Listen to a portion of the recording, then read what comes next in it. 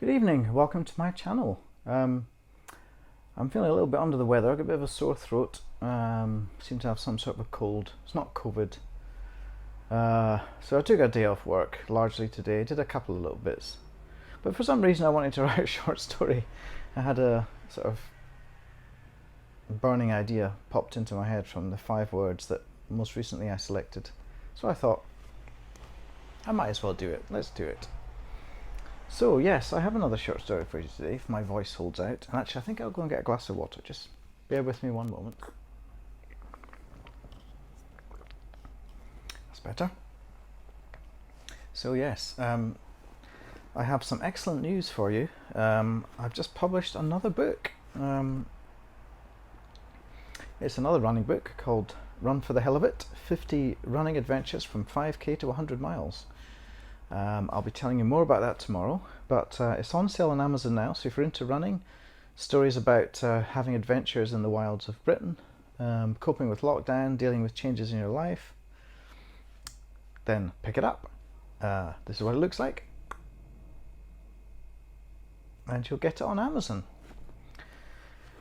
But now, this is story number 137. Now I wouldn't normally do this, but I feel maybe there's a value in giving a trigger warning before this story because it does mention sexual assault. So if that's a concern of yours, you may not want to listen to this, although it's very brief and it is essential to the plot. Anyway, the 5 words that inspired this story are, and the story is called Butterflies. The dream is always the same. I'm running down a dusty mountainside road, perhaps in California, maybe southern Spain. It's not clear whether I'm running towards or away from something, but it's imperative that I keep running. I'm barefoot and wearing culottes or some similarly summery garment and a crop top. I feel vulnerable, but not especially afraid, even as boulders rumble down from the craggy cliffs on either side, crushing vegetation and either bashing against the trees or rolling out into the road. I jump or dodge these rocks, and every evasion gives me a feeling of power, as if I'm in some early 2000s computer game. Super Mario meets Lara Croft. The road levels at a rickety wooden bridge over a crevasse, at the bottom of which a blue-white river gushes.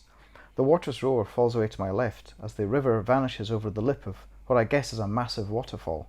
Birds wheel amidst the spray flung from the cresting water as it meets the blue sky. Transitory rainbows appear there. Here's where it all goes wrong. I pad out across the bridge, glad to be off the dusty, dangerous track, but I don't pause to examine the boards beneath me. I must be running 7-minute miles, and my momentum carries me breathlessly on. Then, just a few feet ahead, I spy a couple of missing boards just before they pass beneath my feet. I leap, and the impact of my landing causes the rotten boards beneath me to give way. Sabotage.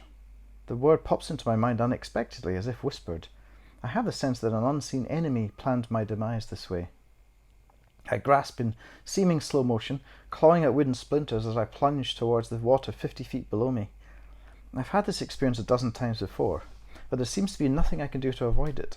Sometimes I spin and slap onto the river's surface back first. The violence of this generally wakes me up from the nightmare. However, this time I complete a 180-degree rotation and my fall becomes a dive. There's a brief feeling of triumph as I arc under the water and push my way through the turbulent current to the surface, blasting out into the warm air. However, I'm now being driven inexorably towards the waterfall. I strike out for the bank, hoping I can draw a diagonal to dry land before I reach the cascade's lip. The river is a frenzy of bubbles and ice-cold but very pure mountain water. Maybe it emerged from a karst spring way up in the heights. I could succumb to its embrace and escape this horror, but that's unthinkable. I must fight to remain on the surface. Something glides towards me across the water. At first, I panic. It resembles the snout of an alligator. Somehow, though, I know that's unlikely, as if this dream world must play by the rules of Earth's biodiversity. The log, for that's what it must be, is drifting in an eddy.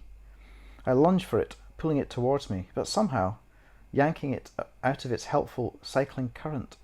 The piece of wood keeps me afloat as I kick my legs, but I'm now midstream, and the waterfall is moments away. As I drift ever closer, I practice what my lucidity therapist told me I could do if I ever needed to end a dream. I tense every muscle in my body at once. I feel the solidity and ridged bark of the log as I grip it. and the tightening happens in my bed as I awake, tangled in sheets and aching from the effort of escape. Lucy, my therapist says, following a respectful silence, I want you to do something different next time you find yourself in that river.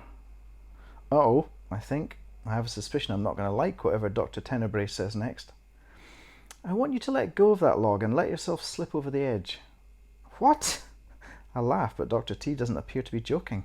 She's tapping her pencil against the top of her notepad in that way she does when she thinks we're having a breakthrough. But isn't the point to assert control and escape? Yes, I still think it is, she says thoughtfully, but not in the way we've been pursuing. Falling into the river doesn't represent disaster, and nor, oddly enough, would plunging over that waterfall. How? I have to admit I'm baffled. The point of lucidity therapy, Lucy, isn't to play these games the way our conscious minds would like to. That's not how the subconscious works. All of this, here she gestures at the laboratory we're in, with its couch, bank of monitors and sedatives, is a playground for discovering what the subconscious really wants, however dark or unusual, and giving in to that. Yes, I know, Doctor, I reply, probably making a futile attempt to push back. Lucid dreaming is a fantastic tool for quietening inner voices and all that. Here I'm pretty much parroting what's on the clinic's leaflet, but I don't see how plunging to my death is going to help eradicate what those men did to me. I've perhaps taken a more bitter tone than I'd intended. Dr. T shifts in her seat, raising a placatory hand. And nothing can, Lucy. Don't get me wrong, but you have to stop running from intimacy. That's really what the boulders, the flight, the fall, and the river are all about. The futility of avoidance. Let them get to you, and they've won. I start to protest, then let it sink in.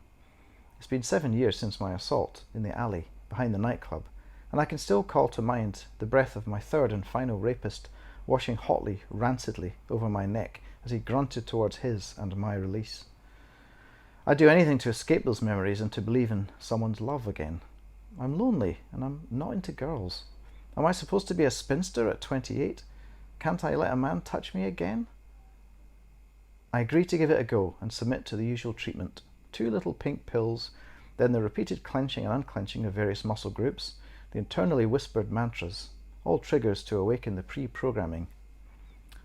4 nights later it happens. I'm back in those mountains on that dusty road, barefoot, in the same clothes I was wearing that life-derailing night in 2015. I run, because that's what I always do. The boulders come and I leap and hurdle them. I don't slow down before the bridge, even though this time I know what's coming. I leap, as before, feeling the dusty wood give way, this time keeping my arms tight to my side and dropping like a spear. I open like a pair of scissors under the water. I kick my way to the surface. When the alligator log drifts into view, I kick away from it. I actively head for the waterfall's lip. I can hear the gurgling water filling my ears with its urgency, and my heart begins throbbing chaotically. For some reason, I take a deep breath and duck under the water as the river carries me out into space. I become weightless, and the drop is impossibly long. I open my eyes midway, and it's like looking at a perfectly paradisical landscape through the walls of a slowly descending elevator. In fact, that's exactly what this is.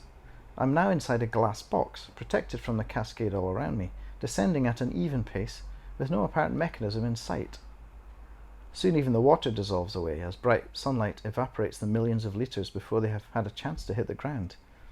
I'm in a light swirling mist, coming to the floor of a jungle clearing. Down below, perhaps 100 feet down, there is the foreshortened figure of a man. A young, handsome man. He reaches his arms up as if to catch me. I can't see his face, but I know he is smiling. This fills me with a feeling of excitement and dread. Butterflies. I haven't felt them for so long. But I'm not ready. Not this time. There will be other dreams, other glass elevators and vanishing waterfalls, other lovers. But not yet. It's too soon, I think, clenching my fists, blowing away the butterflies.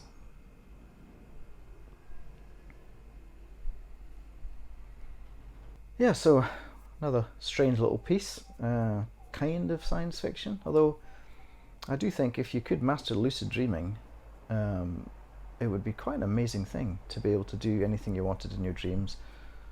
You know, have the narrative go the way you want it to. Could be a useful thing indeed. Possibly a kernel of an idea for another book. Anyway, hope you enjoyed that. I will be back, possibly tomorrow, with a little surprise. But until then, subscribe, share, like, comment, and I'll see you soon. Bye.